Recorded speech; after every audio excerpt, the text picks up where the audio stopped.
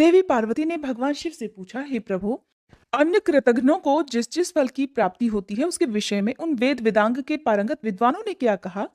तब श्री महेश्वर बोले, प्रिय राजेंद्र, सुयज्ञ के प्रश्न करने पर उन सभी मुनियों में महान ऋषि नारायण ने प्रवचन देना आरंभ कर दिया। नारायण ने कहा, हे भूपाल, जो अपनी या दूसरों की दी हुई ब्राह्मण वृत्ति का अपहरण करता है उसे कृतघ्न समझना चाहिए। उसे जो फल मिलता है अब उससे भी सुनो। जिनकी जीविका छिन जाती है उन ब्राह्मण के आंसुओं से धरती के जितने धूलकण भीगते हैं उतने सहस्त्र वर्षों तक वह शूल प्रोत नामक नरक में रहता है। दहकते हुए अंगार उसे खाने को मिलते हैं और औटाया हुआ मूत्र पीने को मिलता है। तपे हुए अंगारों की शैया पर उसे सोना पड़ता है। उठने का प्रयास करने पर यमराज के दूत उन्हें मारते पीटते हैं। उस नरक यातना के अंत में वह महापापी जीव भारतवर्ष में विष्ठा का कीड़ा हो जाता है। उस योनि में उसे देवता के वर्ष से 60,000 वर्षों तक रहना होता है। फिर वह मानव भूमिहीन, संतानहीन, दरिद्र, रोगी और निधनी शूद्र हो जाता है। उसके बाद उसकी शुद्धि हो पाती है। नारद जी बोले, जो नराधम अपनी या फिर पराई कीर्ति का हनन करता है वह कृतघ्न कहा जाता है। अब उसको मिलने वाले फल का वर्णन सुनो। नरेश्वर, वह अत्यंत दीर्घ काल तक अंधकूप नामक नरक में निवास करता है। उसमें सरौते जैसे कीड़े उसे सदा काटते और खाते रहते हैं। वह पापी वहां तपाया हुआ खारा पानी पीता और खाता है। फिर 7 जन्मों तक सांप और 5 जन्मों तक कौवा होने के बाद वह शूद्र होता है। देवल ने कहा, जो भारतवर्ष में ब्राह्मण, गुरु अथवा देवताओं के धन का अपहरण करता है उसे महान पापी और कृतघ्न समझना चाहिए।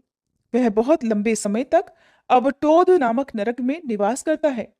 वह फिर शराबी और शूद्र होता है, उसके बाद उसकी शुद्धि होती है।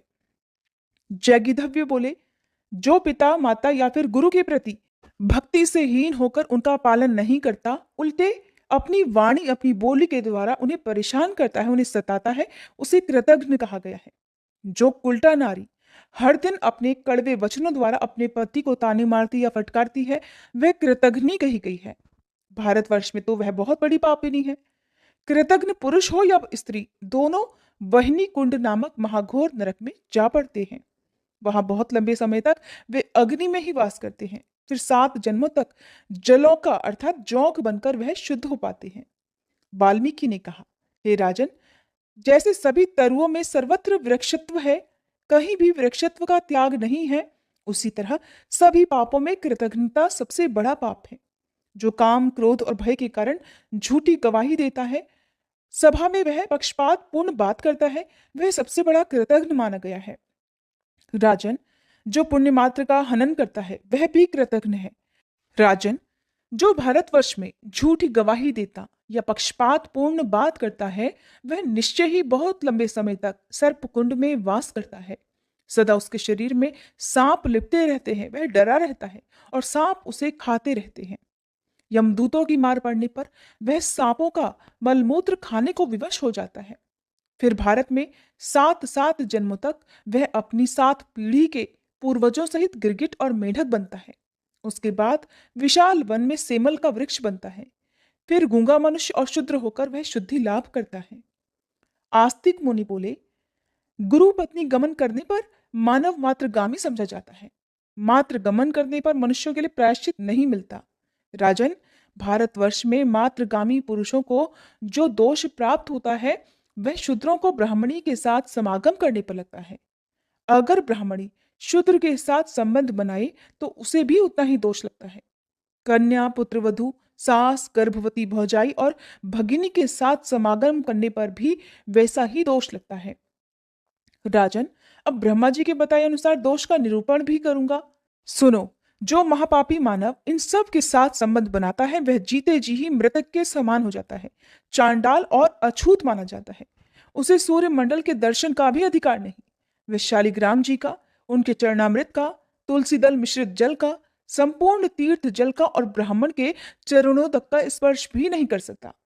वह पापी मनुष्य विष्ठा के तुल्य घृणित होता है। उसे देवता, गुरु और ब्राह्मण को नमस्कार करने तक का अधिकार नहीं रह जाता। उसका जल मूत्र से भी अधिक अपवित्र होता है। भारतवर्ष में पृथ्वी उसके भार से दब जाती है।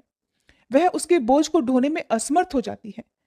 बेटी बेचने वाले पापी की तरह गुरु पत्नी गामी के पाप से भी सारा देश पापी हो जाता है। उसके स्पर्श से, उसके साथ बात करने से, सोने से, एक स्थान में रहने और साथ साथ भोजन करने से मनुष्यों को भी पाप लगता है। वह कुंभी पाक में निवास करता है।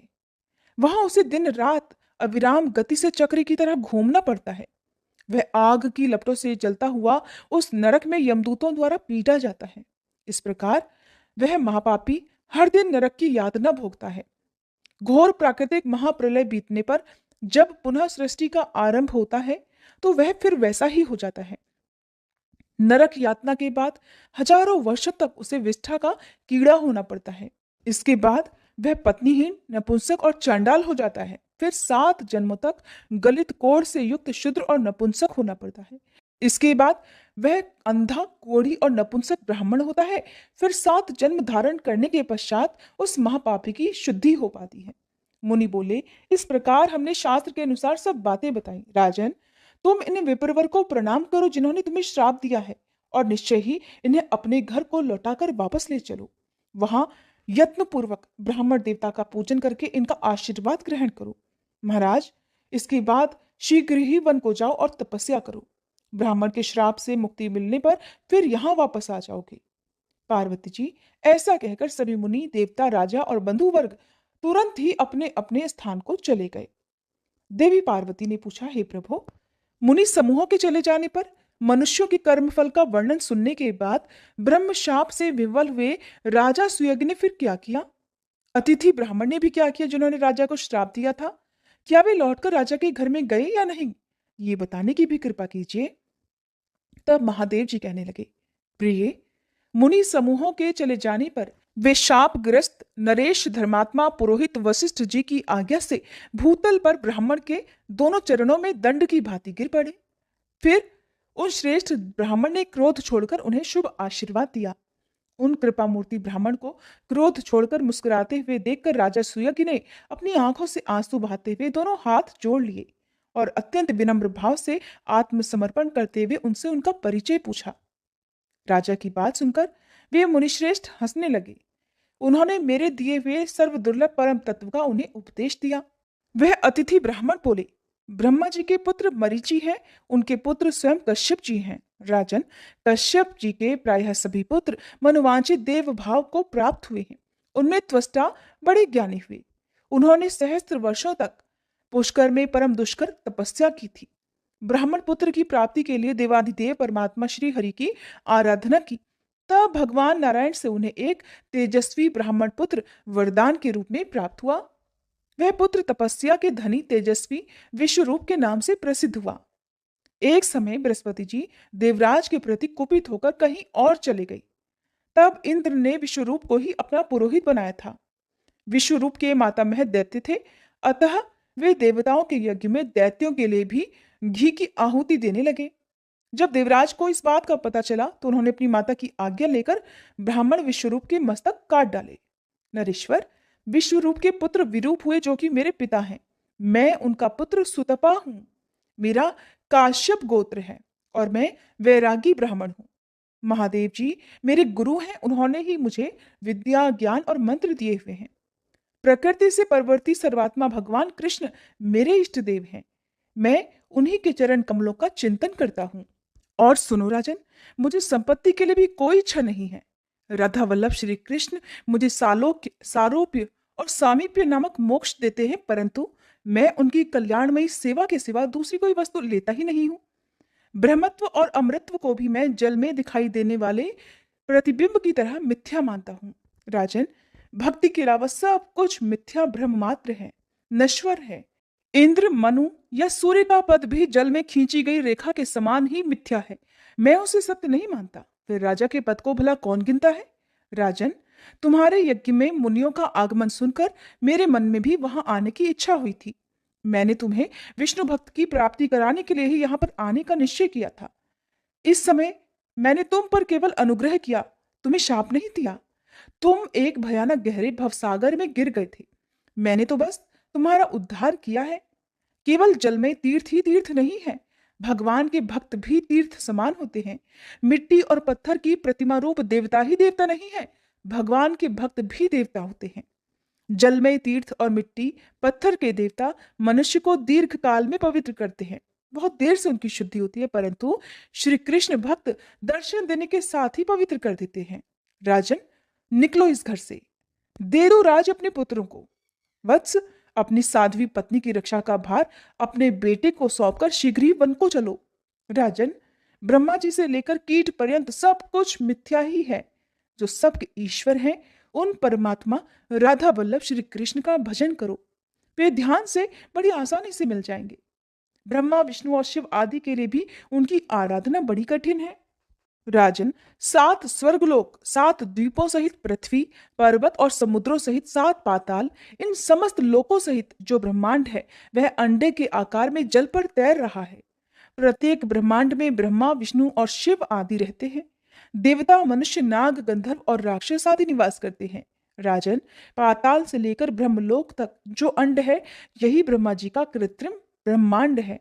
ये जल में शयन करने वाले शुद्र विराट विष्णु जी के नाभि कमल पर उसी तरह विराजमान है जैसे कमल की कर्णिका में बीज रहा करता है। इस प्रकार सुविस्तृत जलशैया पर शयन करने वाले विप्राकृत महायोगी क्षुद्र विराट विष्णु भी प्रकृति से परवर्ती ईश्वर, सर्वात्मा, कालेश्वर श्री कृष्ण का ही ध्यान करते हैं। उनका आधार है महाविष्णु का विस्तृत रोमकूप। महाविष्णु के अनंत रोमकूपों में से प्रत्येक में ऐसे ऐसे ब्रह्मांड स्थित हैं। महाविष्णु के शरीर में असंख्य रोम हैं और उन रोमकूपों में असंख्य ब्रह्मांड हैं। ये सब परम दुर्लभ महाज्ञान तुम्हें बताया गया है। गुरुदेव शिव ने ये ज्ञान मुझे दिया था, इसे तो तुमने सुन लिया। अब और क्या सुनना चाहते हो? इसके बाद राजा सुयज्ञ ने उन ब्राह्मण से जो कुछ भी सुनने का आग्रह किया, उसका वर्णन आप आने वाले अध्याय में सुनिएगा।